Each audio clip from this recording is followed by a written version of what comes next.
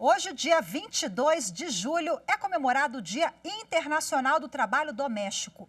A data chama atenção para a importância dessa atividade para a sociedade. E segundo a OIT, a Organização Internacional do Trabalho, mais de 75 milhões de pessoas atuam nesse ramo em todo o mundo. As mulheres ocupam 76% dessa fatia do mercado.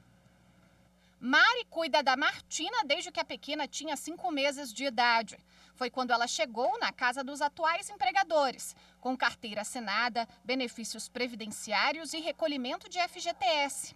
Coisa que na carteira da trabalhadora doméstica nem sempre foi assim. No começo mesmo da minha carreira, que eu saí do interior para vir trabalhar na cidade, eu não tinha carteira assinada. E naquela época, eu acho que uns 15 anos, mais, né? Atrás, eu ganhava R$ 70. Aí depois eu vim embora para cá. Aí quando eu cheguei aqui, eu comecei a trabalhar. Foi a primeira vez que eu assinei minha carteira. E eu achei muito legal quando alguém pediu minha carteira. Eu tinha carteira, sabia o que era e tudo. Aí a mulher pediu a carteira, eu falei, tá. Aí dei para ela assinar e tudo. Nossa, eu entrei assim para dentro do quarto, fiquei toda feliz, chorei, agradeci a Deus. De acordo com o Ministério do Trabalho e Previdência, fazem parte da categoria de empregados domésticos babás como a Mari, cozinheiro, governanta, lavadeira, faxineiro, vigia, motorista particular, jardineiro e acompanhante de idosos, por exemplo. No Brasil, segundo o IBGE, 5.700.000 pessoas estão ocupadas em trabalhos domésticos. As mulheres representam mais de 90% desse grupo. A maioria nessa estatística está na faixa etária entre 30 e 59 anos e são negras. Os empregados domésticos passaram a ter novos direitos em 2015. A legislação garantiu a eles adicional noturno, intervalos para descanso e alimentação, fundo de garantia, seguro-desemprego e salário-família. A escravidão já acabou. A empregada não é família, e sim um prestador de serviço no âmbito domiciliar. Com direitos trabalhistas assegurados, Mari, que concilia o trabalho de babá com o término da faculdade, já começou a realizar alguns sonhos, como o da casa própria. E ela não deixa de pensar no futuro. Agora, em maio, eu consegui comprar meu apartamento, que não vai ficar por aí. Quero outras coisas a mais que eu estou sonhando em ter. Então, eu acho que até agora, só foi de 2 conquistas das que eu quero, que eu ainda vou conseguir outras a mais. Com certeza vai conseguir muitas outras. Bom, para a gente repercutir esse assunto, eu converso agora ao vivo de forma remota com o advogado que é especialista em Direito e Processo do Trabalho, Dr. Ricardo Pego. Seja bem-vindo, muito boa tarde. Olá, Rafael. Boa tarde. Muito obrigado pelo convite. Muito obrigado, senhor, pela disponibilidade em participar conosco aqui. Bom, a gente já apresentou na reportagem que muita gente pensa, né, que o trabalhador doméstico é só aquela pessoa que exerce atividades ali diárias na faxina, na limpeza, nos cuidados com a casa. Não, a gente já mostrou que é bem amplo, né? E nós temos uma legislação também que protege esses trabalhadores com avanços. Eu queria que o senhor elencasse para a gente quais foram os principais. Então, um dos principais avanços que a gente teve aí quanto às domésticas nos últimos 20 anos, eu posso falar que foi, por exemplo, a questão do FGTS, né? Até a emenda constitucional de 2013, os empregados domésticos eles não tinham o direito obrigatório para o recebimento do FGTS. Ele era apenas facultativo, ou seja, o empregador ele tinha a opção de pagar ou não esse direito.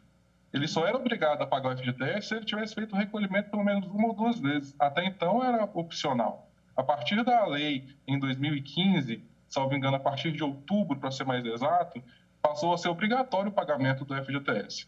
Agora, doutor Ricardo, falando em avanços, né, legislação, quais são os gargalos que a gente tem ainda no que se refere a uma proteção integral a essa fatia de trabalhadores?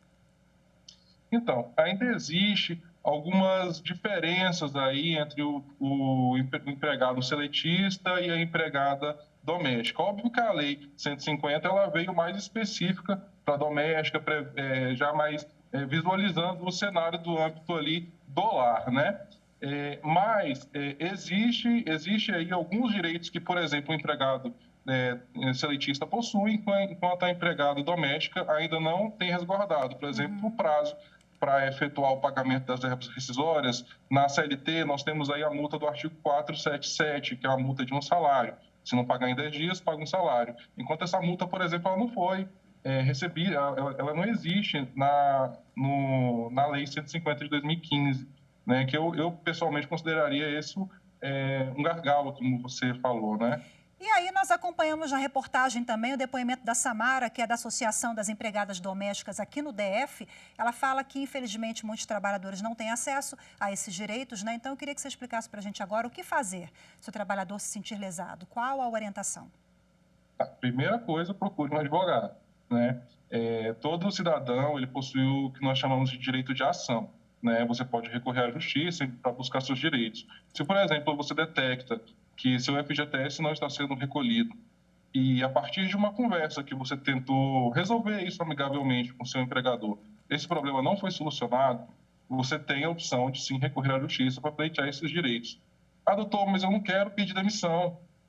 Eu quero que ela me mande embora, eu quero todas as minhas verbas pagas. Então, você tem a opção de mover uma ação de rescisão indireta, onde todas as suas verbas vão ser pagas. Isso seria similar a uma justa causa no empregador.